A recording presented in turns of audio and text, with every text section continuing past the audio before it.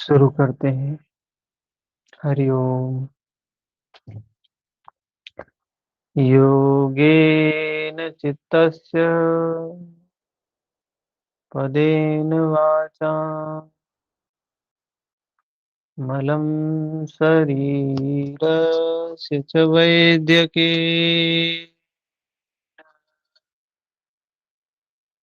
योपाकरोत्तम प्रवरं मुनीनां पतञ्जलिं प्राञ्जलिरानतोऽस्मि।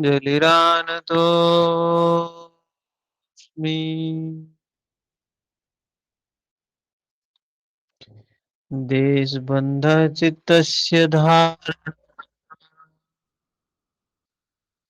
तत्र प्रत्येकतानता ध्यानम् तदेव अर्थमात्रनिर्भासं स्वरूपशून्यमिव समाधिः।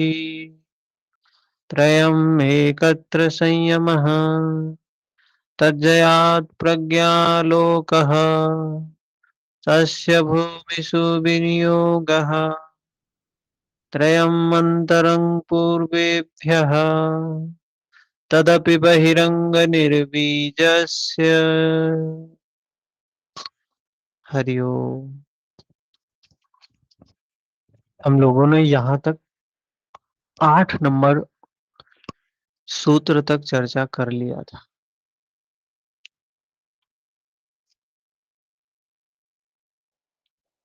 9 नंबर की चर्चा शुरू करना है। महत्वपूर्ण सूत्र है और आसानी से समझ में आ जाए ये आसान बात नहीं। इसके बाद के सूत्र जो अध्यात्म को समझता होगा बुद्धि के स्तर पर, थोड़ी सी अनुभूति के स्तर पर, उसको आगे की बातें समझ में आएंगी।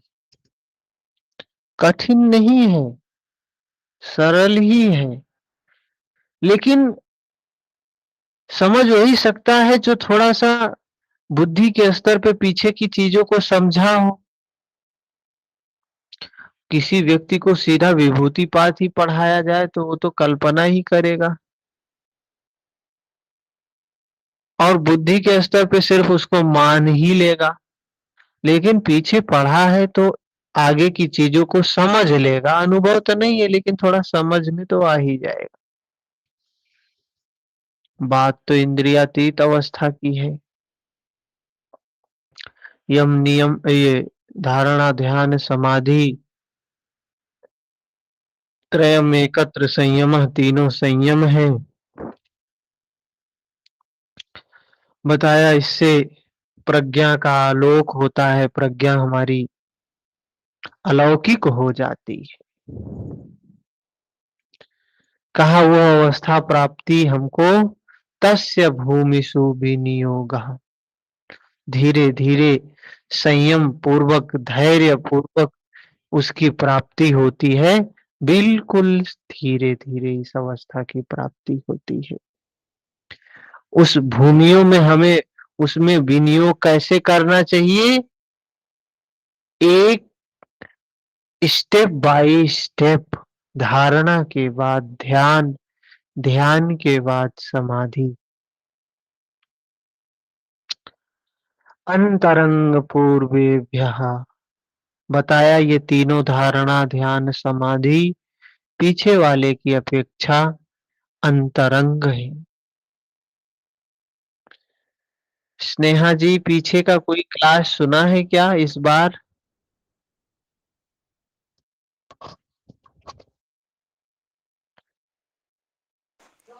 नहीं सर, इस बार मैंने कोई क्लास नहीं ली। हाँ तो योग सूत्र अभी आप विभूति पाद चल रहा है, दूसरी क्लास है विभूति पाद की। समाधि अच्छा सर। साधन नहीं सुना है तो थोड़ी सी बात हो सकता है कि ऊपर से निकल जाए।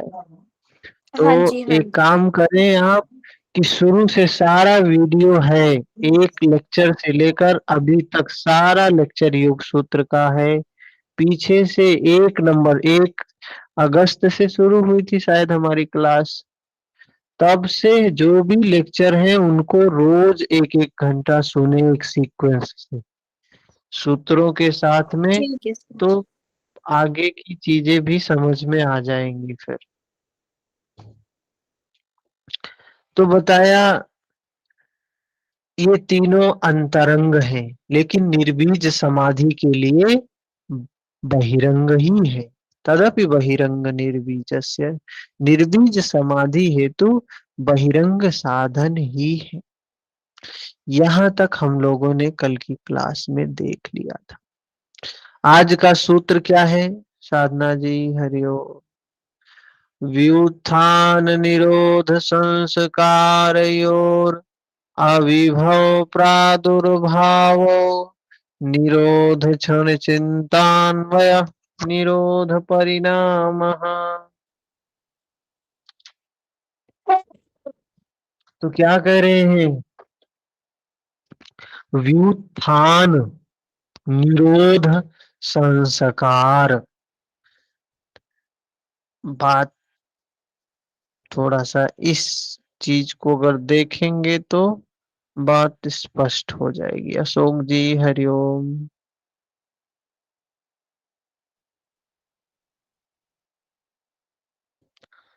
दिखाई दे रहा है ना? तो 9 नंबर सूत्र को एक्सप्लेन करने के लिए हम देखिए, बुद्धि के स्तर पे बात समझ में आ जाए, बस उतना काफी है। तो क्या है इसमें 9 नंबर में? कह रहे हैं व्युत्थान संस्कार का अभिभव होना। सूत्र भी देखें, सूत्र आप सबके सामने होना चाहिए। क्या बताया? व्युत्थान निरोध संस्कार योर अभिभव प्रादुर्भाव निरोध क्षण चिंतान्वय निरोध परिणाम। परिणाम क्या होता है? निरोध परिणाम होता है। अब ये निरोध करने के लिए क्या कहा गया था? चित्त की वृत्तियों को निरोध करने के लिए कहा गया है ना, विकारों को नष्ट करने के लिए कहा गया है ना, बंधन को खोलने के लिए कहा गया है। यहां कह रहे हैं निरोध परिणाम रूप में हो रहा है। निरोध करने के लिए ही कहा गया है, योग है। और ये योग घटित कब होगा? जब संयम घटित होगा उसके बाद ही घटित होगा, उसके पहले घटित होने वाला नहीं है। तो कैसे? अब ये निरोध की प्रक्रिया किस प्रकार घटित होती है? तो बताया व्युत्थान निरोध संस्कार का प्रादुर्भाव होना और व्युत्थान संस्कार का आविर्भाव होना। मतलब व्युत्थान मतलब क्या है? व्युत्थान का ये जो चित्त की निम्न अवस्था की भूमि है, चित्त की भूमियां कुछ बताई गई हैं। पता है कौन कौन सी भूमि है? क्षिप्त, मूढ़, विक्षिप्त, एकाग्र, निरुद्ध, ये चित्त की भूमियां हैं 5। क्षिप्त, मूढ़, विक्षिप्त, एकाग्र, निरुद्ध। व्युत्थान भूमि क्या होती है? व्युत्थान का मतलब क्या है यहाँ? व्युत्थान मतलब ये है कि हमारे चित्त में परिवर्तन, बदलना, स्वभाव, चंचलता, ये सब है। चित्त शांत नहीं है, एकाग्र नहीं है। चित्त किस अवस्था में है? व्युत्थान की अवस्था में है। उसको कहा क्षिप्त, मूढ़, विक्षिप्त। कह रहे हैं इस व्युत्थान संस्कार का क्या होना? अभिभव हो जाना। भाव का मतलब होता है उत्पन्न। और आविर्भाव मतलब होता है कि नष्ट होना। मतलब ये जो क्षिप्त मूढ़ विक्षिप्त की अवस्था है, क्षिप्त मूढ़ विक्षिप्त में होता क्या है, रजोगुण भी होता है, तमोगुण भी होता है, सत्वगुण भी होता है। कह रहे हैं ये चंचलता वाली अवस्था समाप्त हो जाना। तो चंचलता समाप्त हो रही है तो मतलब क्या है, राग समाप्त हो रहा है, द्वेष समाप्त हो रहा है, क्रोध, ईर्ष्या, लोभ, मोह, वासना, दुर्भावना सब समाप्त हो रही है। इसी को कहा व्युत्थान संस्कार। क्या हुआ, आविर्भाव होना मतलब नष्ट होना, इनका समाप्त होना। व्युत्थान निरोध संस्कार। तो क्या बताया, व्युत्थान संस्कार का आविर्भाव होना। और अच्छा सूत्र सबके सामने सूत्र होना चाहिए, सूत्र सबके सामने होना चाहिए। इसमें देख रहे हैं व्युत्थान और निरोध दो शब्द आया है, व्युत्थान निरोध।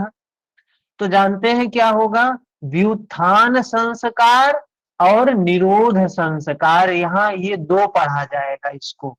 एक बोल मतलब जैसे होता है ना कि कहीं हम लगाते हैं दोनों के बाद फिर लगाते हैं, आगे एक शब्द लगा लेते हैं जो दोनों को प्रेजेंट करता है। यहाँ व्युत्थान संस्कार, निरोध संस्कार दोनों ही संस्कार है। निरोध के संस्कार अच्छे संस्कार हैं, आक्लिष्ट हैं, व्युत्थान के संस्कार क्लिष्ट हैं। कह रहे हैं यहाँ सूत्र, सिर्फ सूत्र देखिए, व्युत्थान संस्कार का क्या होना, आविर्भाव होना। संस्कार के बाद क्या शब्द लिखा है, आविर्भाव। और दूसरा शब्द क्या है, निरोध संस्कार। निरोध संस्कार का क्या हो जाना, प्रादुर्भाव हो जाना। मतलब जो बुरी वृत्तियां हैं उनका दमन होना, और जो सद्वृत्तियां हैं, अच्छी वृत्तियां हैं उनका और क्या है, प्रादुर्भाव होना। निरोध क्षण चिंतान्वय, निरोध क्षण चिंतान्वय। क्या बताया, निरोध परिणाम है, निरोध के क्षण में, निरोध के संस्कारों से ओत प्रोत होना चित्त का, चित्त का निरोध के संस्कारों से ओत प्रोत होना चित्त का निरोध परिणाम। ये हमारा चित्त है, हमारा चित्त एक ही है, हम सभी के पास चित्त है। और हमारा योग का काम क्या है, इस चित्त को निर्मल करना है। इसी को भगवान भी कह रहे हैं, कबीर भी कह रहे हैं, तुलसी भी कह रहे हैं, और महर्षि पतंजलि भी कह रहे हैं, सारे लोग कह रहे हैं इस चित्त को साफ करो। तो साफ करोगे तो भगवान कृष्ण ने भी बोला, तो शूद्र वैश्य क्षत्रिय ब्राह्मण धीरे धीरे अवस्था आएगी ना ऊपर वाली। तो कह रहे हैं जब चित्त में व्युत्थान संस्कार है, अधोगति वाले संस्कार हैं, क्लिष्ट वाले संस्कार हैं, उन संस्कारों का दबना, क्या बताया, व्युत्थान। इन संस्कारों का क्या होना, आविर्भाव होना, आविर्भाव होना। और निरोध के संस्कार मतलब एकाग्रता के संस्कार, निरोध के संस्कार उस समय होंगे। निरोध भी कर रहे तो उसके भी तो संस्कार बनेंगे। निरोध करने की प्रक्रिया में भी संस्कार निर्मित होते हैं। तो कह रहे हैं निरोध के संस्कार से चित्त का ओत प्रोत होना, बुरे संस्कार दबना, अच्छे संस्कार उभरना, ये क्या है, निरोध परिणाम है। ये चित्त में जब वृत्तियों का निरोध होता है तो निरोध परिणाम के उपरांत ये चीजें होने वाली हैं। ठीक है, समझ में आया? किसी को समझ में नहीं आया क्या तो बताएं। एक बार और बता दीजिए। ठीक है, पहली बार जब इसको पढ़ाया था तो 3 दिन में लोगों को समझ में आया। 3 दिन, तीसरे दिन लोग पकड़ पाते थे ये सूत्र, और 5 तक पढ़ा देता था, तब जाके 5 सूत्र आगे पढ़ा दिया, फिर पीछे वाला पहला सूत्र जाके तब समझ में आता है। इतने ऐसे सूत्र हैं, थोड़ा सा इनको समझने वाली बात है। और ये जो समझा रहे हैं सिर्फ बुद्धि के स्तर पे समझा रहे हैं। क्या कह रहे हैं? हमारा चित्त है, सबके पास चित्त है, मन जिसको कहते हैं, बुद्धि मन कहते हैं समझने के लिए। मन, हमारा मन क्या है? कितना विकारों से भरा हुआ है। विकार ही विकार है। तो उसको क्या बोला? ये जो विकार है ये क्या करवाने वाले हैं? हमको नरक में ले जाएंगे। अरे नरक क्या ले जाएंगे? दुख देंगे, और क्या? दुख दिलाने वाले हैं, अनंत योनियों में भ्रमण करवाने वाले हैं। इसलिए कहा ये कैसे हैं? व्युत्थान संस्कार है। जो हम लोग समाज के लोगों का जो चित्त है वो व्युत्थान संस्कार वाला चित्त है। अब योग हमने धारण किया, हमने संयम करना शुरू किया। तो जब हमने संयम किया, संजय ने देखना शुरू किया महाभारत में क्या हो रहा है। अर्जुन वो पूछता है ना, धृतराष्ट्र पूछता है संजय से। पहले ही तो भगवत गीता का पहला ही श्लोक है, धर्म क्षेत्रे कुरुक्षेत्रे समवेतायुयुत्सवः मामकाः पांडवाश्चैव किम कुर्वत संजयः। और भगवान उनसे, धृतराष्ट्र जो जन्मांध है, जन्म से अंधा है, संजय के माध्यम से जानता है। क्या जानता है? कि क्लिष्ट वृत्तियां और अक्लिष्ट वृत्तियां, धर्म क्षेत्र और कुरुक्षेत्र। तो यहाँ कुरुक्षेत्र किसको कहेंगे? ये जो व्युत्थान संस्कार है ये कुरुक्षेत्र का परिणाम है, और जो ये निरोध संस्कार है ये धर्म क्षेत्र का परिणाम है।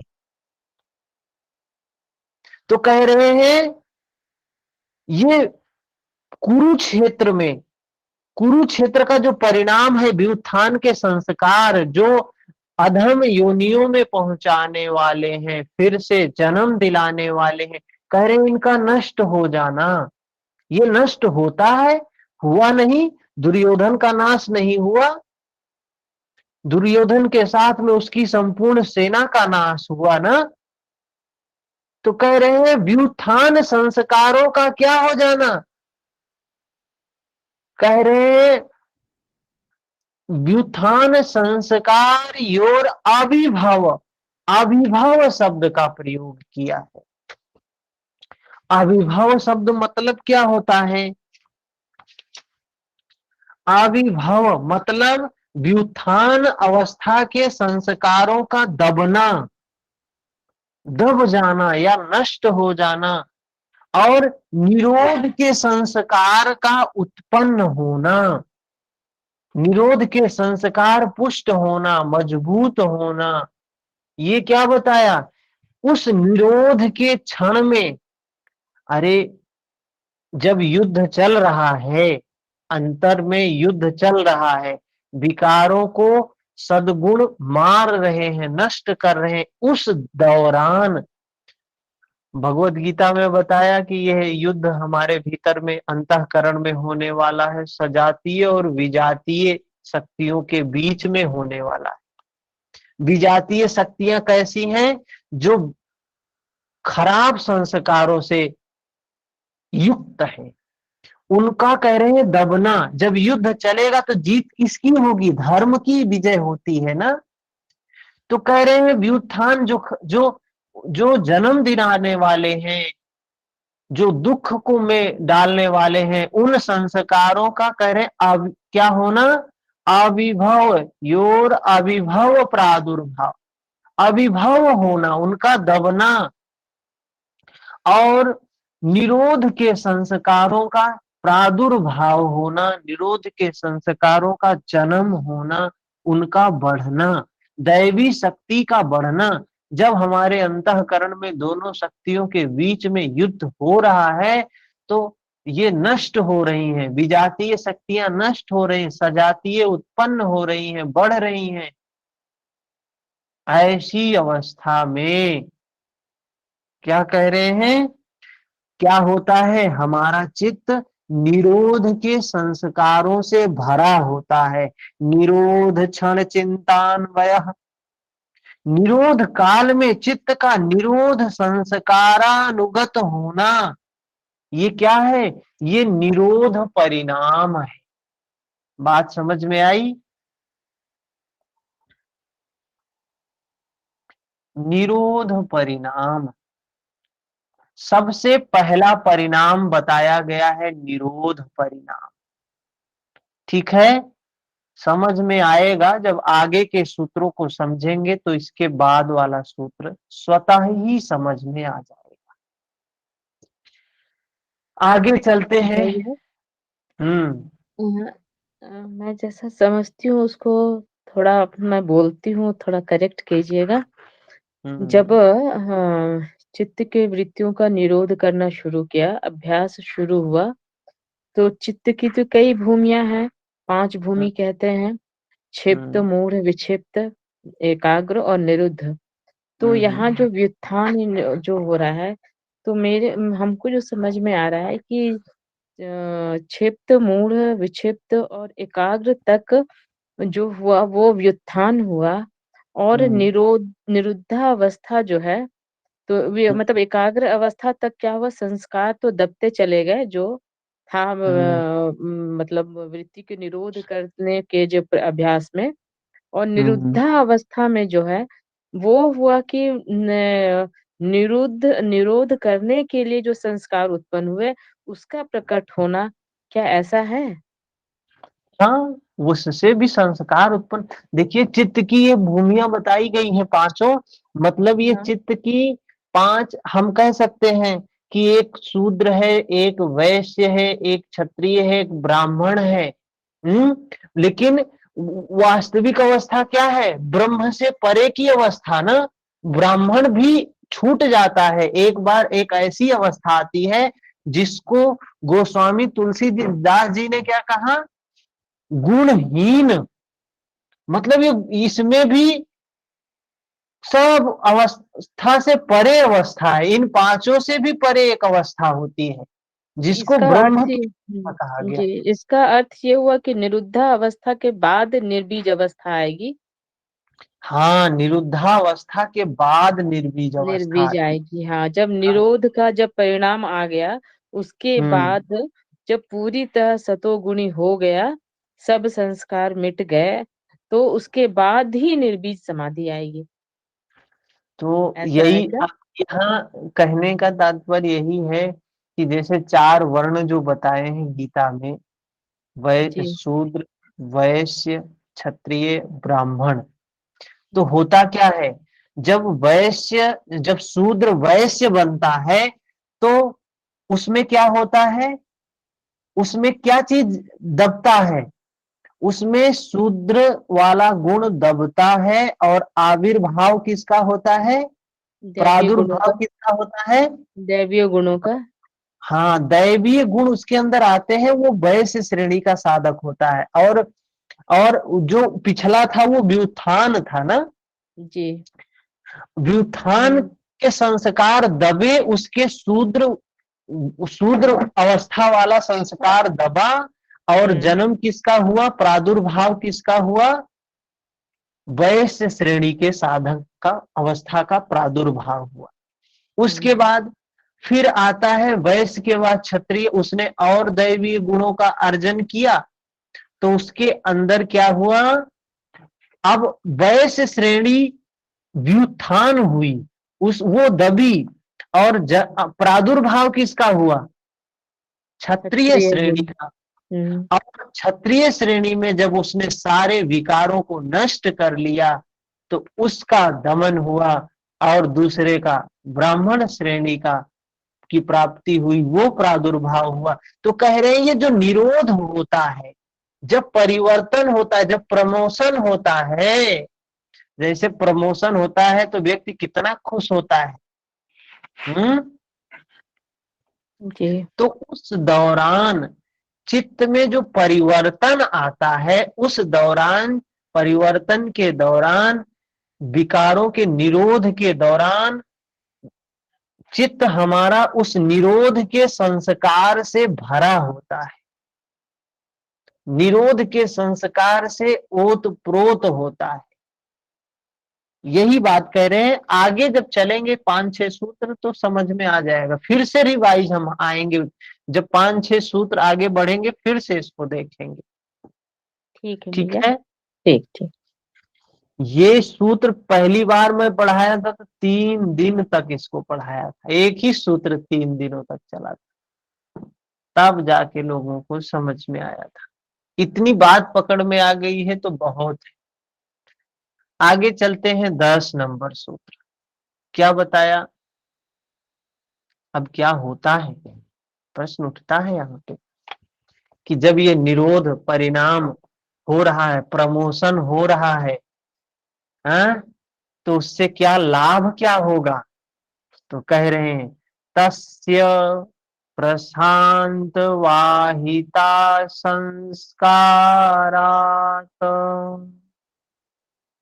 तस्य प्रशांत, इस निरोध संस्कार के बल से चित्त एकदम प्रशांत वाहिता, प्रशांत प्रवाहित हो जाता है। मतलब इस चित्त में जैसे समुन्दर में हजारों नदियां आके मिलती हैं, लेकिन समुन्दर में कोई फर्क नहीं पड़ता है, 1 इंच भी उसका जल स्तर उठता नहीं है।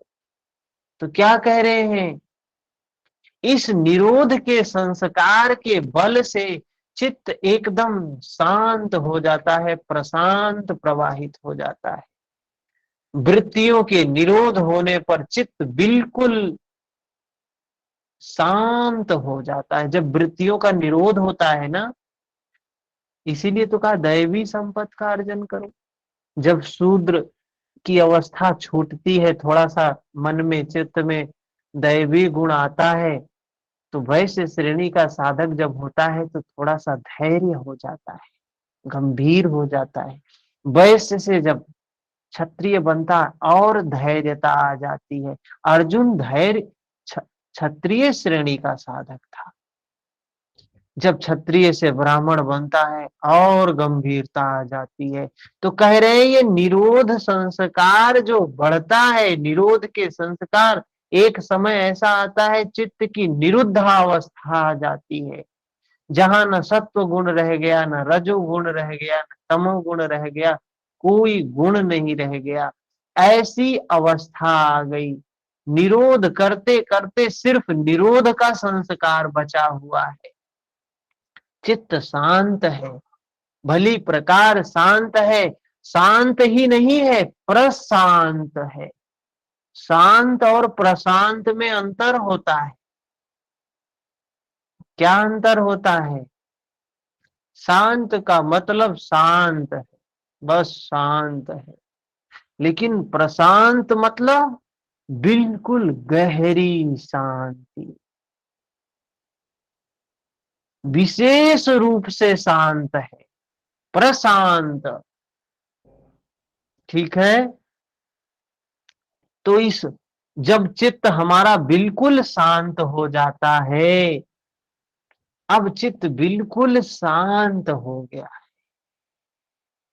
ऐसी अवस्था में क्या परिणाम होता है? चित्त शांत हो गया है, चित्त मतलब स्थिर हो गया है, शांत होना मतलब स्थिर होना, स्थिर होना ही है ना। शांत हो गया मतलब स्थिर है, हलचल नहीं कर रहा है। और एक चीज आपको पता है, चित्त का स्वाधर्म क्या है? स्वाधर्म चित्त का स्थिरता शांत है। रहना। हाँ, स्थिरता है, शांत है, चित्त शांत होना चाहिए, स्थिरता होनी चाहिए। तो कह रहे हैं जब ये विकारों का निरोध हो जाता है तो हमारा चित्त तस्य प्रशांत वाहिता, ये संस्कार शांत हो जाते हैं, चित्त बिल्कुल शांत हो जाता है। कह रहे हैं फिर क्या घटित होगा जब शांत हो गया, तब क्या होगा? 11 नंबर सूत्र बताता है। क्या कह रहे हैं 11 नंबर सूत्र में? सर्वार्थम सर्वार्थ एकाग्रतयोः क्षयोदयो चित्तस्य समाधि परिणामः। सबसे पहले निरोध परिणाम की बात कही,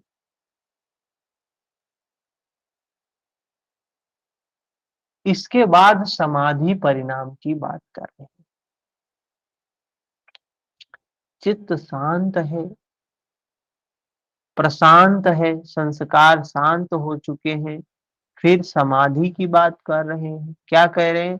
सर्वार्थ एकाग्रतयोः, सर्वार्थ, सर्व अर्थ, सर्वार्थ एकाग्रतयोः, मतलब क्या है? समझने की बात है। एकाग्रता की अवस्था, एकाग्रतयोः, सर्वार्थ एकाग्रतयोः, दो शब्द आया यहाँ। यहाँ पकड़ने वाली बात है, एक सर्वार्थ, दूसरा एकाग्रतयोः। सर्वार्थ मतलब क्या है? सर्व अर्थ।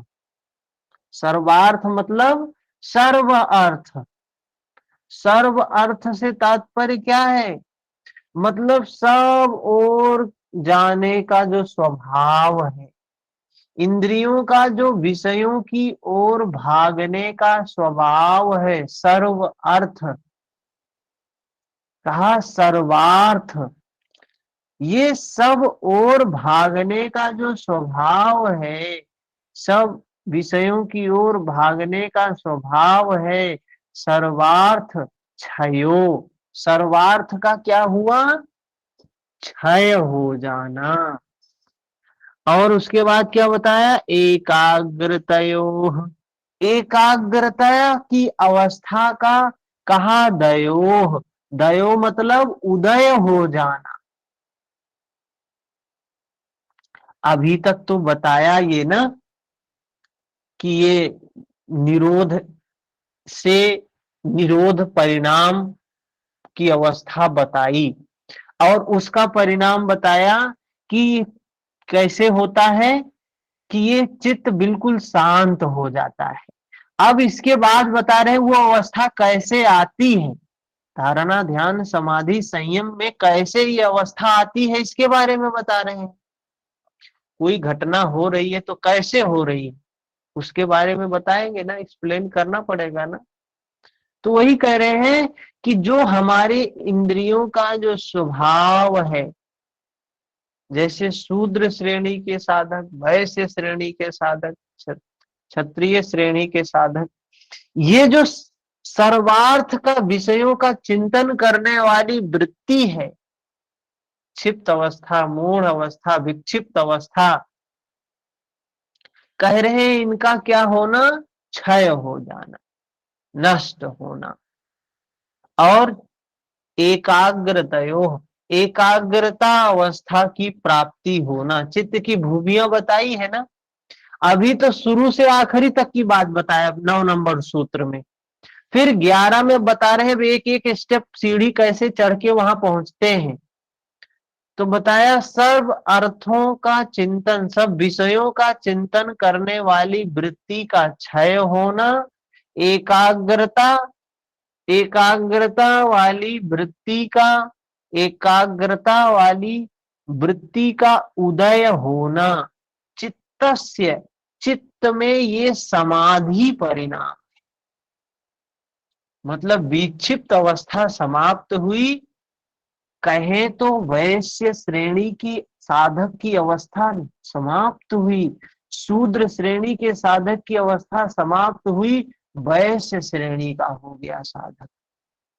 वैश्य श्रेणी की समाप्त हुई तो किसका हो गया? क्षत्रिय श्रेणी का साधक हो गया। कह रहे हैं ये जो परिवर्तन है समाधि परिणाम, समाधि परिणाम। सर्वार्थ एकाग्रतयो क्षयो दयो चितस्य समाधि परिणामः। फिर 12 नंबर सूत्र के बाद फिर क्या बताते हैं? ततः पुनः शांतोदितो तुल्य प्रत्ययो चितस्य एकाग्रता परिणामः। इसके बाद उसके बाद की स्थिति का वर्णन करते हैं। क्या है? ततः पुनः वृत्तियों के निरोध के पश्चात विषयों का उदय होना, शांत होने पर चित्त का ध्येय में समाहित हो जाना समाधि है। ततः पुनः शांतोदितो तुल्य प्रत्ययो चितस्य एकाग्रता परिणामः। एकाग्रता परिणाम की बात करते। पीछे क्या बताया 11 नंबर में? चित्त से सब प्रकार के विषयों का चिंतन करने वाली वृत्ति का मिट जाना और ध्येय विषय का चिंतन करने वाली एकाग्रता वृत्ति का उदय हो जाना चित्त की समाधि अवस्था है। मतलब एकाग्रता बिल्कुल कंटिन्यूटी बनी रहे, जिसको क्या बताया? ध्यान कहा। तत्र प्रत्येकता नता ध्यानम। हम ध्यान से इसका लिंक कर सकते हैं कि एकाग्रता बनी हुई है, खंडन नहीं हो रहा है, बीच में तारतम्यता टूट नहीं रही है।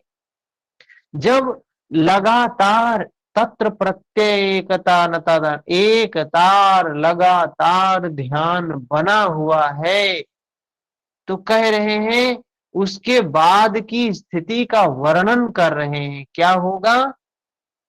ततः पुनः शांतोदितो तुल्य प्रत्ययो चितस्य एकाग्रता परिणामः। कह रहे हैं वृत्तियों के निरोध के पश्चात विषयों का उदय होना, शांत होने पर चित्त का ध्येय में समाहित हो जाना समाधि है। जब शांत होने वाली और उदय होने वाली दोनों वृत्तियां एक सी हो जाती हैं। अच्छा, एक चीज आप देख रहे हैं, परिवर्तन, परिवर्तन हो रहा है। परिवर्तन क्या है? प्रकृति का नियम है, ऋत का नियम है, प्रकृति का नियम है परिवर्तन। कोई चीज नित्य नहीं रहती है, नित्य कोई चीज नहीं है, हर चीज परिवर्तित हो रहा है। ये चित्त में भी परिवर्तन परिवर्तन, परिणाम परिणाम परिणाम परिणाम चल रहा है, निरंतर चल रहा है। एक अवस्था से हर स्टेप में जो अंतर है वो इतना बारीक, इतना महीन है कि मैंने समाधि में भी बोल रहे थे, एक तरह से समझ सकते हैं कि पूर्ण समाधि के पूर्व समाधि स्थिति। समाधि तो है वो भी, लेकिन पूर्ण समाधि अगर बोले तो उसके पहले जो समाधि उसकी स्थिति, फिर पूर्ण समाधि। तो मतलब बहुत ही मतलब बारीक बारीक जो मतलब बोलेंगे अंतर। ये महर्षि पतंजलि का बहुत बड़ा मतलब वो है, मनुष्य जाति के लिए उपकार है कि इन्होंने एक एक कदम बताया है, एक एक स्टेप क्या होता है वो चीजें तक बता दी हैं। जब व्यक्ति चलने लगेगा तो ये चीजें पता चलेंगी किस स्तर पे होता है ये हमारे अंदर में परिवर्तन, परिणाम, निरोध का परिणाम कैसे होता है। समाधि का परिणाम कैसे होता है, एकाग्रता। तब ये जो शांत, देखिए दो चीज बताया ना कि हो रहा है, एक नष्ट होती है, एक उत्पन्न होती है। जैसे दिन और रात हमेशा हो रहा है ना, रात हुआ है, कल सुबह दिन होगा, फिर शाम को रात होगा, फिर दिन होगा, रात दिन रात दिन, कंटिन्यू चल रहा है ना। ऐसे ही प्रकृति में भी चल रहा है, क्या, परिवर्तन परिवर्तन, उत्पन्न होना नष्ट होना, उत्पन्न होना नष्ट होना, उत्पन्न होना नष्ट होना, ये काम भी नित्य चल रहा है। तो क्या हुआ, ये चल रहा है तो कह रहे हैं ये चित्त में भी यही प्रक्रिया चलती है, इससे बाहर कुछ नहीं चलता है। यथा ब्रह्मांडे तथा पिंडे, इस ब्रह्मांड में जो नियम है प्रकृति का, वही नियम इस चित्त पर भी लागू होता है। तो कह रहे हैं पहले 9 नंबर सूत्र में क्या बताया था कि नष्ट क्या हुआ, व्युत्थान के संस्कार, और जन्म किसका हुआ, निरोध के संस्कारों का। फिर समाधि परिणाम में क्या बताया, समाधि परिणाम में कह रहे हैं सब विषयों का चिंतन करने वाली वृत्ति का क्षय होना, और उदय किसका, कौन होता है, एकाग्रता वृत्ति उदय होना, यह समाधि है, परिणाम है। अब यहां कह रहे हैं मतलब ये आगे की अवस्था है, उससे आगे की अवस्था है। यहां कह रहे हैं ततः पुनः, ये शांत होने वाली, शांत उदित, उदित होने वाली ये जो प्रक्रिया है, उत्पन्न होना और नष्ट होना, नष्ट होना और उत्पन्न होना, कह रहे हैं ये शांत और उदय तुल्य प्रत्ययो, तुल्य प्रत्ययो। जब शांत होने वाली वृत्ति, उदय होने वाली वृत्ति, दोनों वृत्तियां एक सी हो जाती हैं, वही चित्त का एकाग्रता परिणाम है। कौन सा परिणाम है, एकाग्रता परिणाम है। मतलब जो चीज नष्ट हो रही है वही उत्पन्न हो गई। हम कहें कि ब्राह्मण श्रेणी का साधक शरीर को छोड़ा, आगे ब्राह्मण बन के ही जन्म लिया। शूद्र श्रेणी का साधक शरीर छोड़ेगा तो शूद्र कुल में ही जन्मेगा, शूद्र चित्त ही होगा उसका। क्षत्रिय श्रेणी का साधक शरीर छोड़ेगा तो क्षत्रिय श्रेणी को ही प्राप्त करेगा। वैश्य श्रेणी का साधक इस शरीर को छोड़ेगा तो उसी शरीर को प्राप्त करेगा।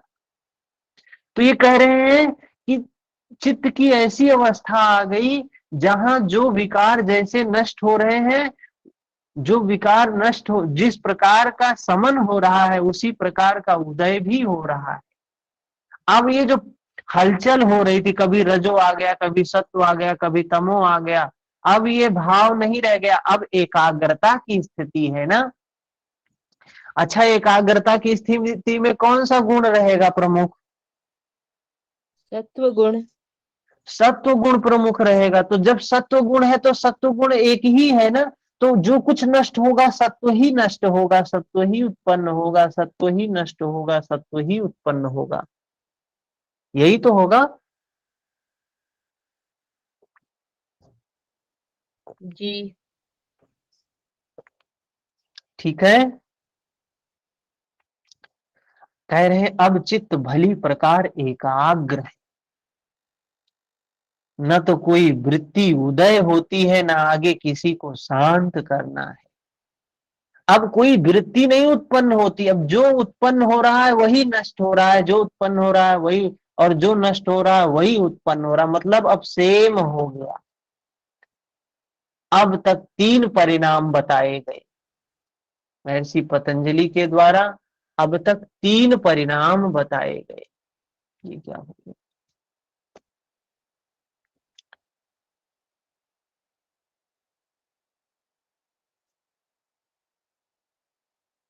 वन मिनट, आवाज आ रही है मेरी? जी सर। अच्छा, सिस्टम बंद हो गया ना कंप्यूटर। ठीक है, तो अब तक 3 परिणाम बताए गए। निरोध परिणाम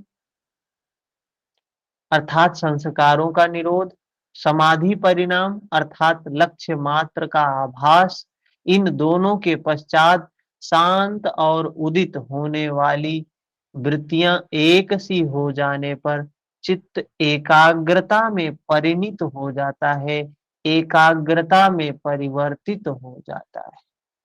ठीक है, यह 3 परिणाम अब तक बताए गए महर्षि पतंजलि के द्वारा। व्युत्थान जिसमें निरोध परिणाम, फिर समाधि परिणाम, फिर एकाग्रता परिणाम। तो ये तीनों को बताने के बाद महर्षि पतंजलि कह रहे हैं यही चीजें चित्त में भी होती हैं, यही चीजें जो चित्त में हो रही यही चीजें भूतों में भी होती हैं। यथा ब्रह्मांडे तथा पिंडे, ये जो हमारे भीतर चित्त में मन में जो चीज चल रहा है ना, ये मन किसका रूप है, किसका भाग है? प्रकृति का ही तो अंश है मन। मन प्रकृति का ही अंश है, तो संपूर्ण प्रकृति में तीनों गुण हैं, यहां भी तीनों गुण हैं। प्रकृति में भी तीनों गुण, यहां भी तीनों गुण। तो वही कहा एतेन भूतेन्द्रियेषु धर्म लक्षणावस्था परिणामा व्याख्याताः। एतेन भूतेन्द्रियेषु धर्म लक्षणावस्था परिणामा व्याख्याताः। निरोध परिणाम, समाधि परिणाम, एकाग्रता परिणाम, ये 3 परिणाम बताया। यहां फिर क्या कह रहे हैं? धर्म लक्षण अवस्था परिणाम। महर्षि पतंजलि यहां बता रहे हैं इसी प्रकार से जो भूत हैं। अब भूत कौन से हैं? कोई बता सकता है कौन कौन से भूत हैं? पंच महाभूत। हाँ, पृथ्वी, जल, वायु, अग्नि, आकाश। कह रहे हैं इन भूत इंद्रियेषु, भूतों में, और वो जिससे उत्पन्न हुए हैं, जिसको कहा विषय, इंद्रियेषु, इन भूतों में और भूत जिनसे उत्पन्न हुए हैं, रूप रस गंध शब्द स्पर्श, कह रहे हैं इनमें भी इसी प्रकार से परिणाम होता है। धर्म लक्षण अवस्था परिणाम, ये परिणाम जैसे चित्त में निरोध परिणाम, समाधि परिणाम, एकाग्रता परिणाम बताया, वैसे ही भूतों में धर्म लक्षण अवस्था परिणाम होता है। कह रहे व्याख्याताः। व्याख्याताः का मतलब क्या हुआ? कह कहे जा चुके हैं, मतलब ऐसा व्याख्या किया गया है। सेम उसी प्रकार से तो इन्हीं के परिणामों द्वारा पंच सूक्ष्म भूत रूप शब्द रूप रस गंध स्पर्श में होने वाले धर्म लक्षण अवस्था परिणाम की व्याख्या हो गई। उसमें बताया कि धर्म लक्षण अवस्था परिणाम की व्याख्या हो गई। महत्वपूर्ण है ये। यहां तक ये पीछे वाला 3 सूत्र समझ में आया? ज्यादा आज ना करें, क्योंकि उससे ज्यादा होगा तो फिर पीछे वाला भी डिलीट हो जाएगा। ठीक है, वो 3 सूत्र ही समझे, 3 के बाद कल आगे बढ़ेंगे। ठीक है, और उनको भी थोड़ा सा कल समझ लेंगे। जी सर। ठीक है, शुभ रात्रि, हरिओम। सुबह में मिलते हैं भगवत गीता के साथ में। हरिओम हरिओम सर। प्रणाम गुरु जी। हरिओम हरिओम हरिओम सर। हरिओम। हरिओम भैया, शुभ रात्रि। शुभ रात्रि। हरिओम।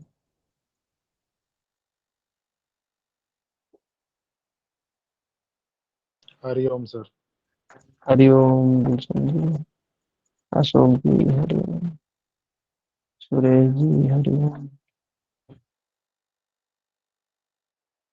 हरिओम सर।